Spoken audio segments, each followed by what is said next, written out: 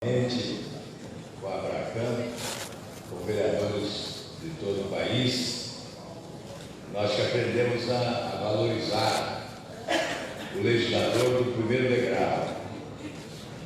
degrau dessa escada da construção política nacional. E se há aqueles que não valorizam, certamente porque não conhecem a importância e a significação de quem tem o primeiro contato direto com as pessoas do povo, que é o vereador. Por isso, as minhas homenagens aos vereadores de todo o Brasil, de todas as cidades, de todos os partidos, porque certamente entendem que este é um momento crucial para o futuro da nação, que devemos nos reunir em torno de causas essenciais para a superação dos obstáculos que se colocam à nossa frente, sobretudo em razão de desperdiçarmos ao longo da história oportunidades preciosas de construção do nosso futuro.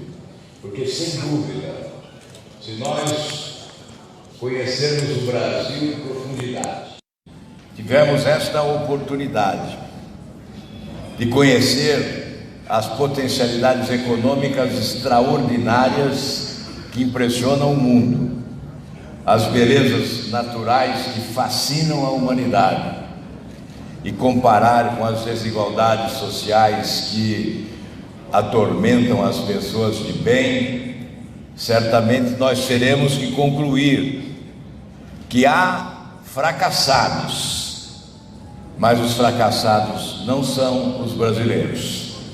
Os fracassados são os governantes que não se valeram das oportunidades para a construção de uma grande nação, a nação que todos nós merecemos e exigimos há séculos. Diante dessa liderança de Minas Gerais, dizer que Tiradentes já dizia: se todos nós nos unirmos, poderemos transformar esse país numa grande nação. E nós somos obrigados hoje, séculos depois, repetir o Tiradentes. E mais do que nunca, a ideia da refundação da República tem que ganhar força. Fui um pregador onde consegui pregar, um pregador da refundação da República, por entender que hoje há um divórcio que nos separa, que distancia a população brasileira das instituições democráticas, a população brasileira do poder público nacional.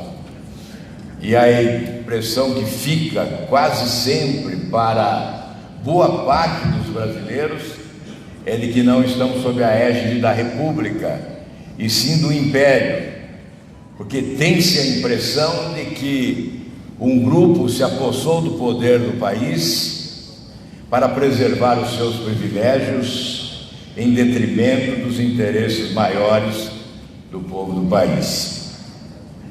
E é exatamente refundando a República que nós poderemos acabar com esse divórcio e estabelecer na relação republicana o fim das desigualdades que combatemos muitas vezes no discurso, mas que não temos tido sucesso para eliminá-las. Propõe-se aqui o tema do combate à corrupção, e esse é um tema essencial, imprescindível, certamente prioritário. Jô Soares já disse: a corrupção não é uma invenção brasileira, mas a impunidade é uma coisa muito nossa.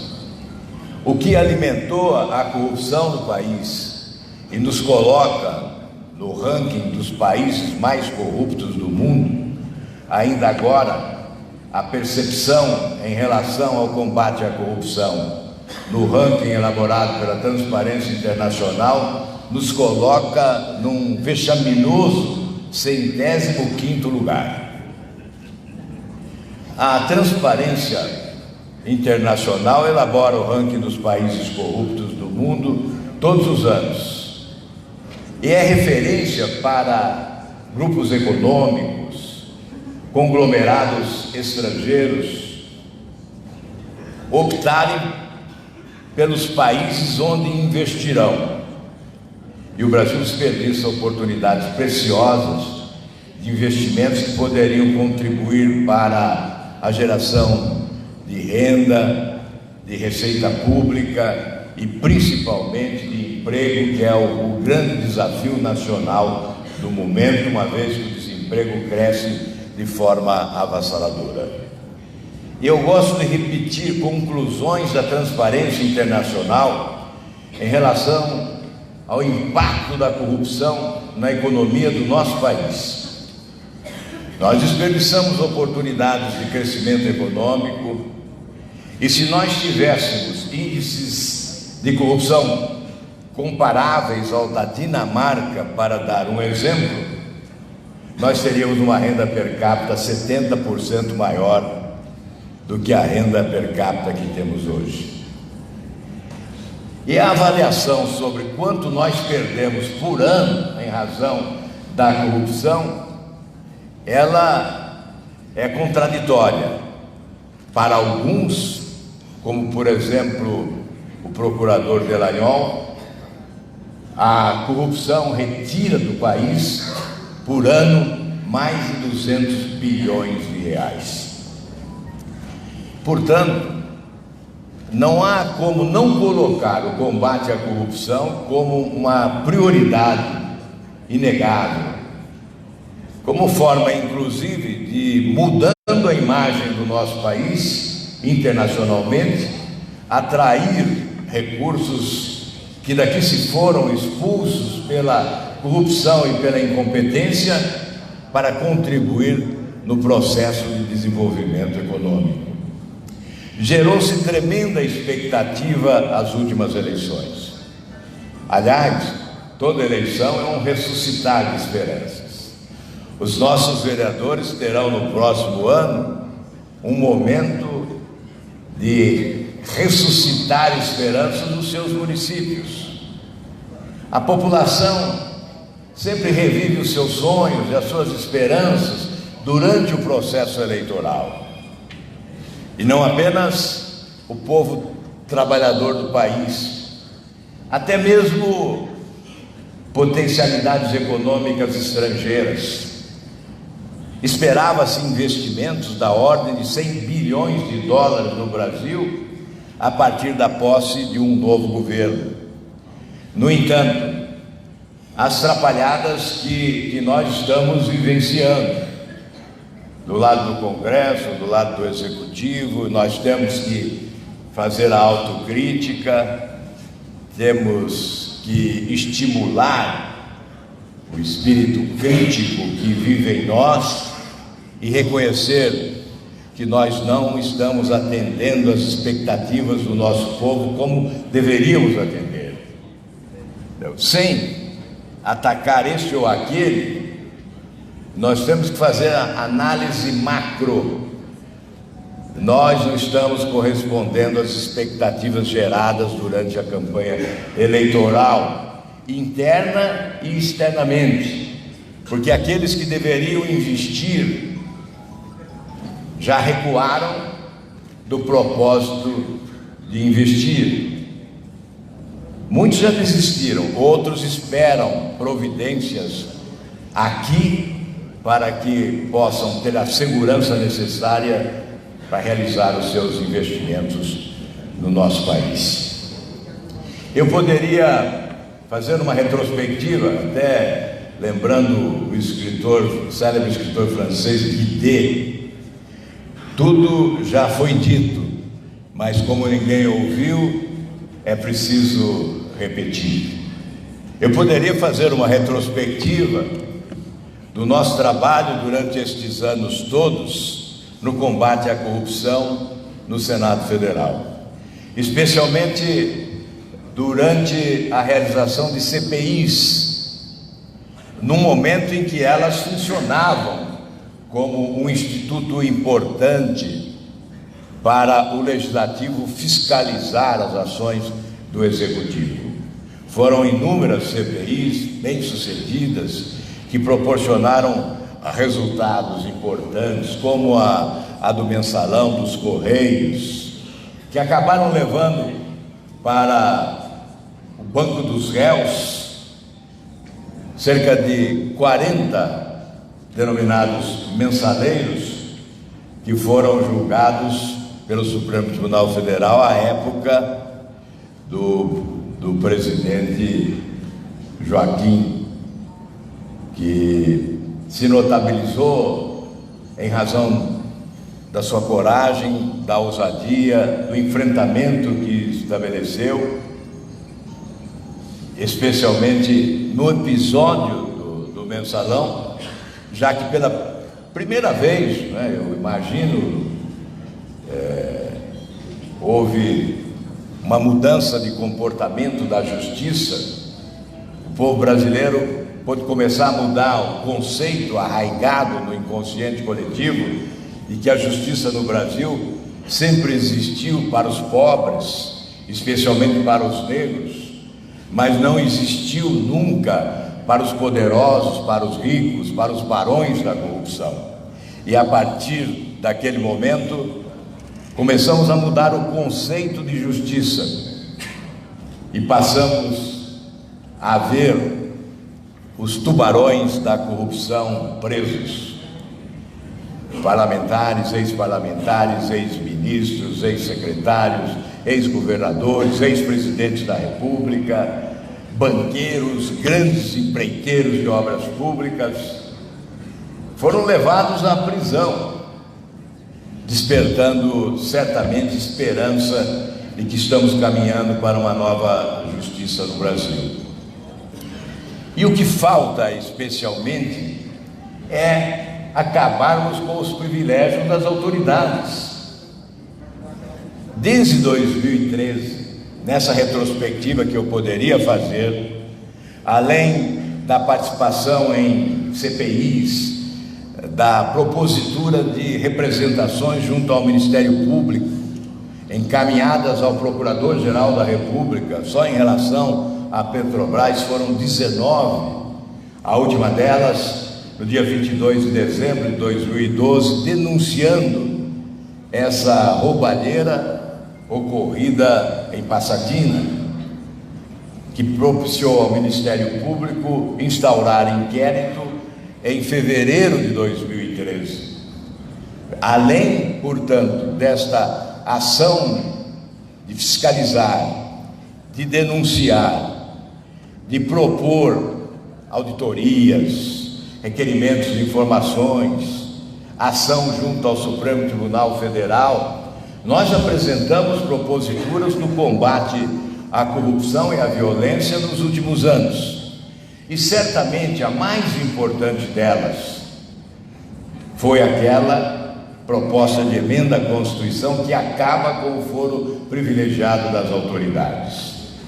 Porque nós haveríamos de ser colocados num pedestal de superioridade e sermos tratados de forma diferente pela justiça, se a Constituição, no artigo 5º, diz que todos somos iguais perante a lei.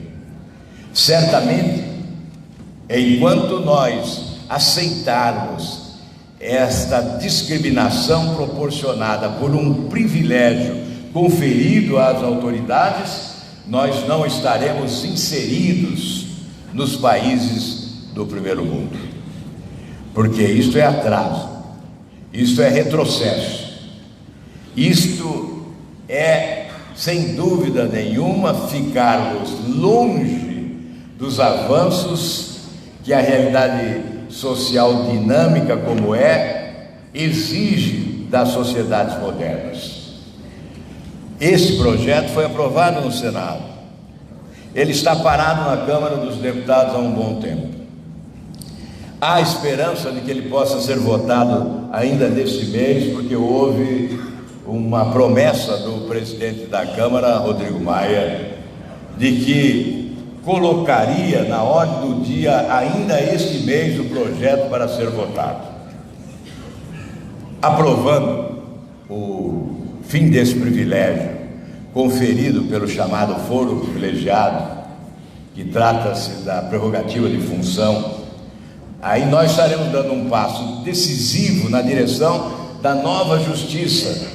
Poderemos comemorar a consagração de uma nova justiça no país, porque estaremos eliminando essa seletividade que há hoje, onde os que têm mandatos, que ocupam funções no Poder Judiciário, no Ministério Público, na área de segurança nacional e na política, tenham essa proteção desse guarda-chuva que nos coloca num paraíso da impunidade. Certamente vamos dar um salto civilizatório com a aprovação dessa proposta, porque aí todos seremos iguais perante a lei e estaremos respeitando o artigo 5º da Constituição. Às vezes eu ouço uma acusação injusta à Justiça, ao Ministério Público, aos investigadores e aos julgadores na Operação Lava Jato, que eles são seletivos. Eles não são seletivos. Seletiva é a legislação vigente, porque é a lei que protege as autoridades em função do tal foro privilegiado. É só ver os números.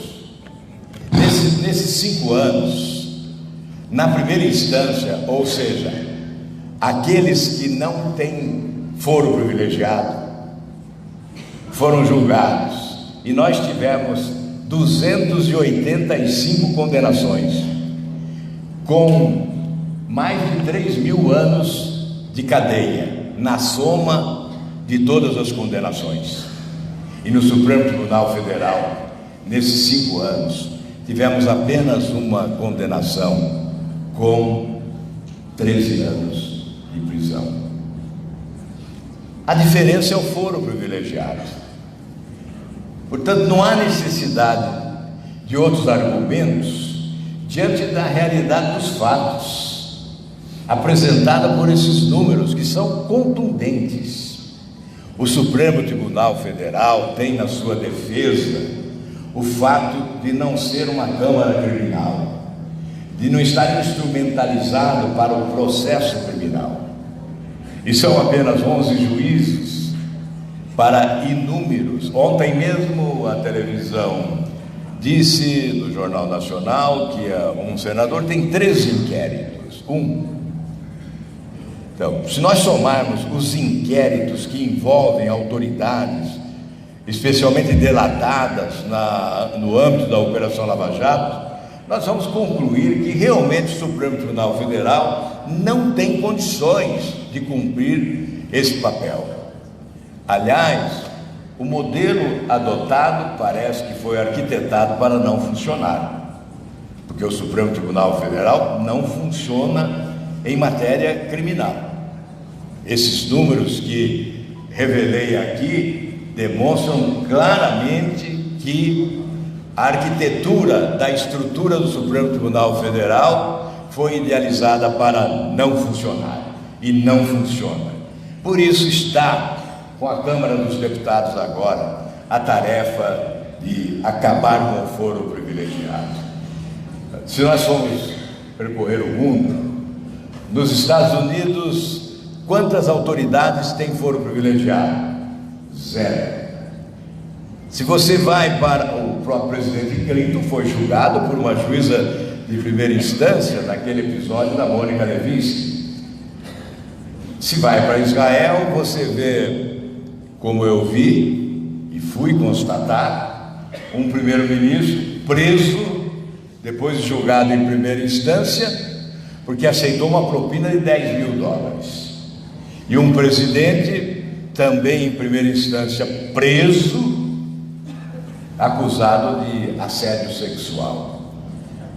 Se vai para a Alemanha, vai, enfim, para todos os países do primeiro mundo e em todos os países do mundo, e você não vai encontrar nada semelhante ao que há no Brasil em matéria de privilégio das autoridades. Por isso fica a impressão de que nós não estamos vivendo sob a égide da República, e sim estamos ainda no Império. Porque, especialmente com a Constituinte de 88, o foro privilegiado ganhou asas e voou, e alcançou mais de 55 mil autoridades nesse país para protegê-las, para preservá-las e, sobretudo, estimular a impunidade que graça e a indignação que cresce, sobretudo porque os brasileiros não aceitam mais essa seletividade no ato de julgar os que cometem crimes, especialmente de corrupção. Eu fui relator no Senado de um projeto que transformou o crime de corrupção na administração pública em crime hediondo. Nós temos outros projetos que eliminam as prerrogativas ainda constantes da Constituição, que se constituem benefícios inexplicáveis às autoridades. Nós somos legisladores, então nós estamos dizendo aqui aquilo que pode contrariar interesse de legisladores de má fé, aqueles que estão dispostos ao crime, especialmente agora, quando nós verificamos que há senador apresentando emenda para retirar uma prerrogativa da Receita Federal de transferir ao Ministério Público informações obtidas de delitos praticados, principalmente na movimentação financeira.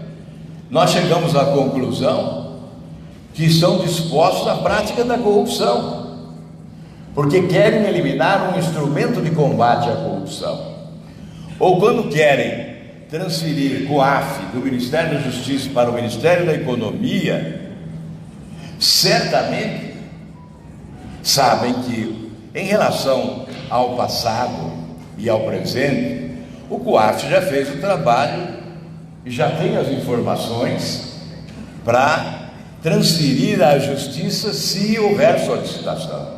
Então, quando alguém quer mudar agora, é porque está pensando no amanhã, ou seja, revela a sua predisposição de continuar praticando ilícitos, desviando recursos. Caso contrário, não teriam esta preocupação de ver o COAF no lugar que deve estar, que é o Ministério da Justiça, que tem que dar suporte à Operação Lava Jato, que administra as ações da Polícia Federal e tem essa relação próxima com o Ministério Público.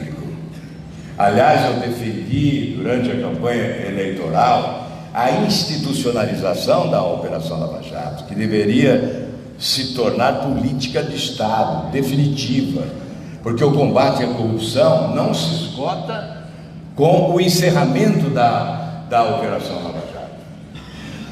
Há que se prosseguir esse combate à corrupção se nós desejamos construir a grande nação que todos nós merecemos.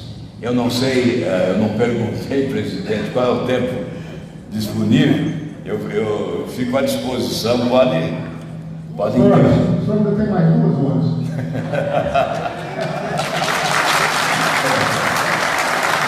Muito obrigado. Eu não quero cansá-los, com essa. Eu imagino que o combate à corrupção, ao crime organizado, à violência, que é uma preocupação hoje do Ministério da Justiça, tendo à frente o ministro Sérgio Moro, vem nesse contexto de refundação da República.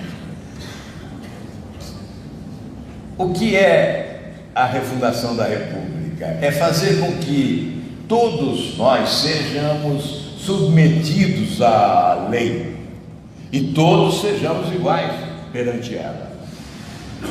O endurecimento da legislação criminal é a demonstração de que nós estamos dispostos ao combate implacável à corrupção, ao crime de toda a natureza e à violência.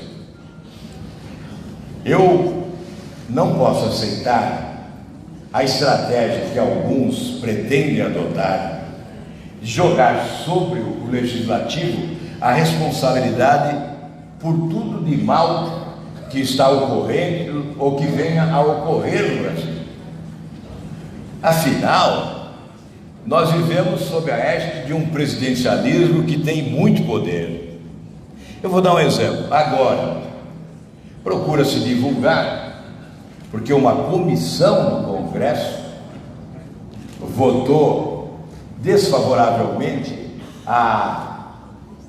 ao endurecimento da legislação, no caso do COAF, no caso da Receita Federal, e também na contramão da necessidade de enxugamento da máquina, de redução do desperdício, a redução dos paralelismos, da superposição de ações com a diminuição de ministérios, porque uma comissão votou, vieram sobre o Congresso Nacional como se o Congresso estivesse atrapalhando o governo e votando contra o Brasil. Mas nós não votamos, o Congresso não votou, uma comissão votou. O Congresso sempre foi uma espécie de almoxarifado à disposição do Executivo, que sempre foi ao Congresso e buscou o produto que desejava no momento que precisava. E continua assim. Esta medida provisória mesmo, da chamada reforma administrativa, ela já está em vigor. Portanto, o governo não está sendo atrapalhado porque uma comissão votou diferente. Se eventualmente a Câmara votar e o Senado confirmar com essas alterações, o presidente tem a prerrogativa do veto e, portanto, ele pode manter a sua proposta original. Então não há razão para esse escândalo de acusar o Congresso de estar atrapalhando, porque não está atrapalhando. Eu sou crítico, sempre critiquei o Congresso, acho que o Congresso falha, demora às vezes, não estabelece o link com as aspirações da população em determinados momentos, perde oportunidades de recuperar a sua imagem, mas não dá para jogar no colo do Congresso a responsabilidade toda por eventuais fracassos que eventualmente ocorrerem durante o mandato que se iniciou recentemente. Nós temos que defender essa instituição, temos que aceitar a condenação eventual de parlamentares que desonram o mandato. Nós que somos parlamentares, vocês vereadores, eu senador, nós podemos ser condenados, porque somos eventuais, passageiros, transitórios, substituíveis. A instituição que nós representamos não, ela é permanente, definitiva, insubstituível no regime democrático, por isso tem que ser preservada. Atacar o poder legislativo é atacar a democracia. Por essa razão, ataquemos os que desonram o legislativo, os que não cumprem o seu dever, os que não atendem às aspirações da população, mas defendamos o poder legislativo como um instrumento essencial ao Estado de Direito democrático. Nós estamos vivendo, eu vou, presidente, aprofundar um pouco, não sei se tem perguntas ou não, mas eu acho que é importante colocar aqui uma preocupação que deve ser de todos nós. Nós estamos vivendo um momento dramático de desarrumação das contas públicas. As finanças públicas estão deterioradas. Os desgovernos que se sucederam, e não é hora de ficar colocando o dedo e acusando este ou aquele, mas o resultado é dramático. A situação do país de desarrumação, é pior do que a maioria imagina. Eu disse há poucos dias que nem mesmo lá na Avenida Paulista, onde está boa parte do PIB brasileiro, se aperceberam do drama que nós temos que viver agora para superar essa crise. O ministro Paulo Guedes, que esteve há poucos dias na Comissão de Orçamento, disse que o buraco fiscal pode engolir o Brasil. E aí dizem que o buraco da Previdência pode engolir o Brasil. Mas eu discordo.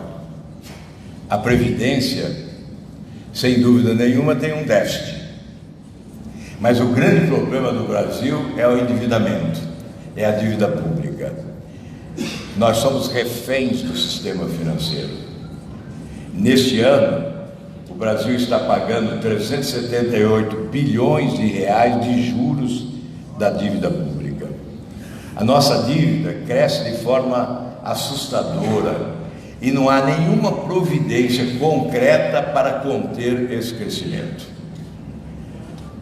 Mais de 6 trilhões de reais. Nós estamos com cerca de 85% do produto interno bruto, a dívida pública brasileira. Ela é que engole as esperanças de desenvolvimento do nosso país. Ela é que produz o grande buraco fiscal, inclusive. Olha, um dado para explicitar isso. O governo está dizendo, e eu acho também que o governo erra quando centra o seu discurso na economia que proporcionará a tal reforma da Previdência. O discurso deveria ser outro. Deveria ser: nós temos que fazer a reforma da Previdência na defesa do interesse do trabalhador brasileiro, do aposentado brasileiro, para que ele possa ter segurança de que receberá uma aposentadoria digna nos últimos anos da sua existência. Mas o discurso oficial é: nós vamos economizar R$1 trilhão. E na verdade, nós não sabemos como será essa economia, porque o governo não mostra as premissas para se alcançar esta economia. Mas vamos admitir que esse número é verdadeiro, que o governo alcançará R$1 trilhão em 10 anos, como disse. Em 2 anos, essa economia desaparece, porque o déficit nominal neste ano é de 517 bilhões. E o próximo ano será maior. Portanto, em 2 anos, se consome a economia de 10 anos. O que isto significa? Muita coisa. Significa que não basta a reforma da Previdência. Eu não estou dizendo que o governo acha que basta, mas dá muita ênfase à reforma da Previdência, sem dar destaque às outras reformas e às outras providências. Por exemplo, eu propaguei, antes da posse do atual governo, que já no primeiro momento se deveria instituir um limitador emergencial de despesas, como se fez na Alemanha em 2008, com Angela Merkel, verificando que a crise fiscal se avolumou e que havia necessidade de um corte radical. E ela introduziu um limitador emergencial de despesas da ordem de 3% do produto interno bruto da Alemanha. Obama, na esteira do exemplo alemão, fez o mesmo nos Estados Unidos para arrumar a casa. Aqui nós não precisaríamos 3% do PIB, bastaria 10% do total das despesas para eliminarmos o déficit de 139 bilhões deste primeiro ano de gestão. E no segundo ano nós faríamos um ajuste estrutural, partindo do orçamento base zero, avaliando o desperdício de cada área para eliminar o desperdício, e com a eliminação do desperdício, certamente nós teríamos mais de 10% a acrescentar para essa virada do déficit para o superávit. Isso não se fez. Fala-se muito na reforma da Previdência, mas se esquece do sistema financeiro, desta política que oferece aos bancos. Agora, em 3 meses, os 5 maiores bancos, incluindo o Banco do Brasil, tiveram um lucro de mais de 20 bilhões de reais. Em 3 meses, mais de 20 bilhões de reais de lucro, quando o setor privado está vivendo a preocupação e a angústia até das dificuldades presentes que se avolumam, gerando, acima de tudo, desemprego. Hoje eu vejo gente abastada, preocupada com o que vê nas ruas das grandes cidades, a miséria crescente. Aqueles que saem à periferia dos grandes centros urbanizados ficam assustados com o quadro de pobreza.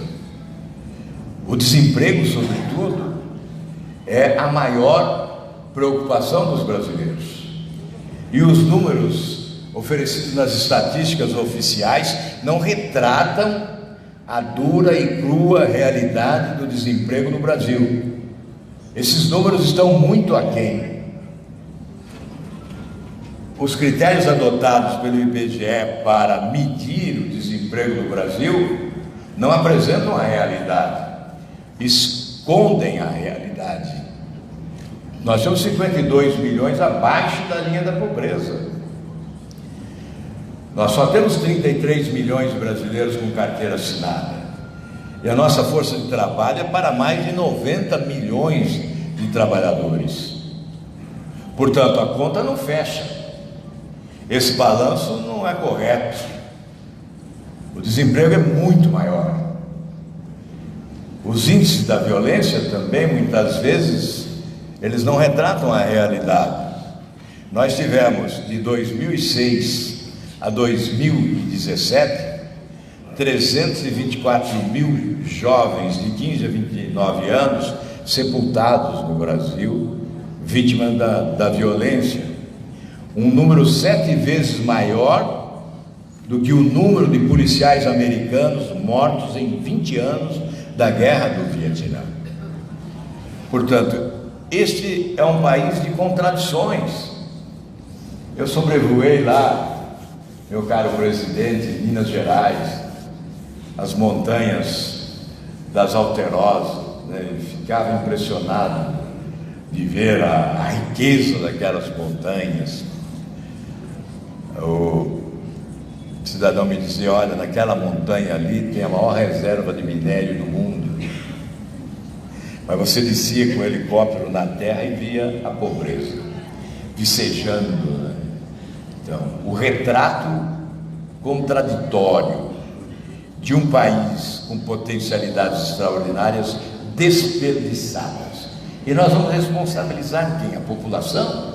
Nós vamos responsabilizar os vereadores?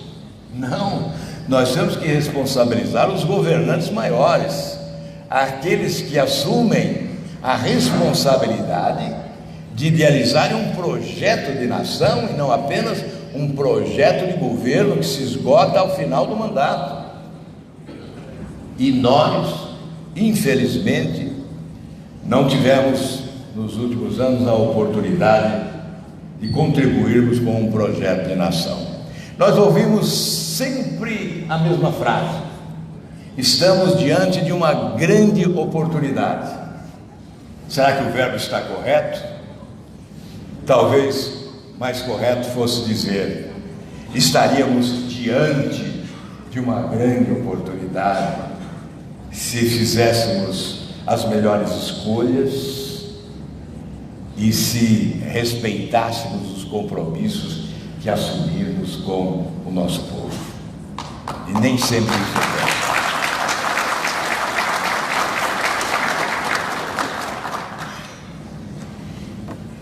Eu pedi uma auditoria ao Tribunal de Contas sobre a dívida pública, porque eu considero esse o calcanhar de Aquiles. De nada adiantará a reforma da Previdência, como não adiantou a reforma trabalhista. A reforma tributária é muito importante, será muito importante, se bem elaborada, mas sem administrar melhor a dívida pública, nós estaremos perdendo o nosso tempo, porque ela engole tudo. Agora, está lá no Congresso um projeto do governo que pede 248 bilhões,9 de suplementação de recursos para, segundo o governo, pagar os benefícios da prestação continuada, alguns benefícios previdenciários, outros, Bolsa Família, Plano Safra. Que se o Congresso não aprovar, para o governo terá que fazer um gigantesco contingenciamento e paralisa setores essenciais, inclusive saúde, educação. Nós já estamos vivendo essa polêmica das universidades. A paralisação será maior, porque o contingenciamento será talvez inusitado, jamais visto. Mas isso tudo nós alertamos. A regra de ouro em risco. Vocês sabem o que é a regra de ouro. A regra de ouro, o governo não pode tomar dinheiro emprestado para pagar esses benefícios previdenciários, não pode tomar dinheiro emprestado para o custeio da máquina, para pagamento de salários. Dinheiro emprestado só para investimento.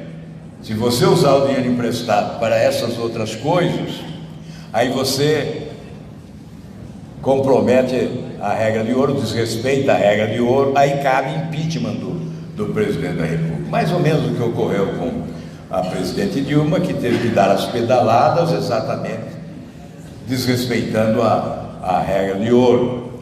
Então, isso tudo foi alertado. Agora o governo manda esse projeto.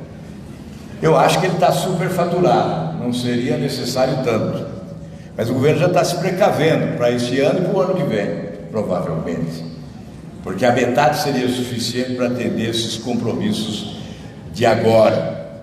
Nós temos que aprovar. Por quê? Se não aprovarmos, será pior. Será pior. O governo vai ter que fazer o contingenciamento e vai parar serviços essenciais. Temos que dar mais um tempo ao governo. E isso é contribuir, é ser imparcial na análise, é procurar ajudar o governo, alertando, criticando às vezes. Quando eu dei no dia 20 de abril uma entrevista à Folha de São Paulo e fiz essa narrativa de que a regra de ouro poderia ser desrespeitada se não houvessem providências imediatas, eu fui atacado. Ele quer o impeachment. Ao contrário, eu quero evitar o impeachment. O impeachment é um trauma para o país. Depois, o próprio presidente da República disse isso lá no Texas. Olha, vocês querem que venha o impeachment? Porque se eu não fizer esses cortes, eu vou desrespeitar a regra de ouro e vem o impeachment. Ele próprio disse isso. E o ministro Paulo Guedes repetiu exatamente o que eu havia dito no dia 20 de abril, agora no Senado, na Comissão de Orçamento. Então, o nosso objetivo é contribuir. Nós não estamos lá para passar a mão na cabeça dos que erram. Nós estamos lá para ajudar o Brasil. Eu digo, não somos da base aliada do governo, somos da base aliada da população. O que interessa à população é que deve nos orientar na nossa ação do dia a dia no parlamento. Então, eu, antes de concluir, dizer que eu sei que é um grande desafio para o governo encontrar alternativas para uma administração mais competente da dívida pública. Nós pedimos essa auditoria, temos algumas sugestões do Tribunal de Contas. Estamos agora fazendo um pedido de informações ao Ministério da Economia também para poder discutir o tema e, quem sabe, oferecer sugestões. Porque enquanto nós não reduzirmos o impacto da dívida pública sobre a nossa economia, nós não teremos um crescimento econômico compatível com a nossa grandeza. Veja que neste ano, a previsão de que teríamos um crescimento de 2,7% já foi reduzida para 1,5%. E logo vão reduzir para 1%. Um crescimento pífio, quase inexistente. Então, há necessidade de providências urgentes e imediatas para que nós possamos retomar o crescimento econômico. E, sem dúvida, a reforma tributária é essencial como forma de melhorar o ambiente de negócios, a desburocratização, o combate à corrupção. Esse conjunto de atitudes, de providências, é que poderão melhorar o ambiente de negócio, oferecendo segurança jurídica aos investidores para o Brasil voltar a crescer. Esse é o nosso desejo e certamente o desejo de todos os vereadores que vieram a Brasília para discutir os problemas nacionais que afetam os seus municípios. Vou dar aqui um dado a vocês. Nós temos a prática, os governos passados adotaram a prática das desonerações, sem consultar os municípios. Então, desonerações, incentivos fiscais, benefícios tributários. Em nenhum momento o governo apresentou para a sociedade a relação custo-benefício desta providência. Nós não sabemos quais foram os benefícios proporcionados. Gerou emprego? Não gerou. O desemprego aumentou. Houve redução no preço dos produtos consumidos pelos brasileiros? Não houve. Os produtos continuam sendo consumidos com preços que sobem. Os veículos, por exemplo, o setor automotivo, a indústria automobilística foi beneficiada com as desonerações. Houve redução no preço dos veículos? Não houve redução. Gerou emprego? Não gerou. Fecharam a fábrica. Então, esse benefício ficou no caminho, não chegou à população. Mas nós sabemos que essa cortesia com chapéu alheio, feito pelos governos da União nos últimos tempos, essa cortesia prejudicou o município. Neste ano nós teremos desonerações de 310 bilhões de reais. Isso significa reduzir a receita dos municípios brasileiros em 65 bilhões de reais. Então é uma mega redução. Nós ficamos aqui às vezes discutindo migalhas, discutindo emendas de bancada, emendas parlamentares. São insignificantes diante da redução de receita dos municípios, provocada exatamente por uma política adotada em Brasília sem consultar os municípios brasileiros. Os municípios brasileiros. Eu vou dar mais um exemplo do impacto dessas desonerações. No sistema previdenciário, fala-se na reforma da Previdência para salvar o Brasil, se fosse o próximo milagre. Não vai salvar. Nós temos que salvar a aposentadoria dos trabalhadores, isso sim. O que ocorre com a Previdência? Tem déficit? Tem. O déficit oficial de 2016 foi de 280 bilhões de reais. Pois bem, qual foi o impacto das desonerações? As desonerações foram responsáveis pelo déficit de 144 bilhões. A DRU, a desvinculação dos recursos da União, ou seja, a transferência dos recursos de lá para cá, da Previdência para outras áreas, significa 92 bilhões. Se somarmos 144 bilhões com 92 bilhões, nós reduzimos o déficit da Previdência para 22 bilhões. Então seria muito mais fácil tapar o buraco de 22 bilhões do que será tapar o buraco de 280 bilhões. Portanto, nós precisamos conversar francamente com a população. Tem que fazer a reforma, sim, da Previdência. Vamos fazer. Nosso objetivo é colaborar para que seja aprovada uma reforma para modernizar o sistema. Mas nós temos que colocar com clareza. E depois, eu perguntaria, o Banco do Brasil já pagou a dívida com a Previdência? A Caixa Econômica já pagou a dívida? São bancos públicos com lucros fantásticos. Por que não pagam a dívida com a Previdência? Aí os outros, bancos privados, Bradesco. O Bradesco teve 6 bilhões de lucro em 3 meses. Tem uma dívida de mais de 1 bilhão e 200 bilhões com a Previdência. Por que não paga? E por que o governo não cobra?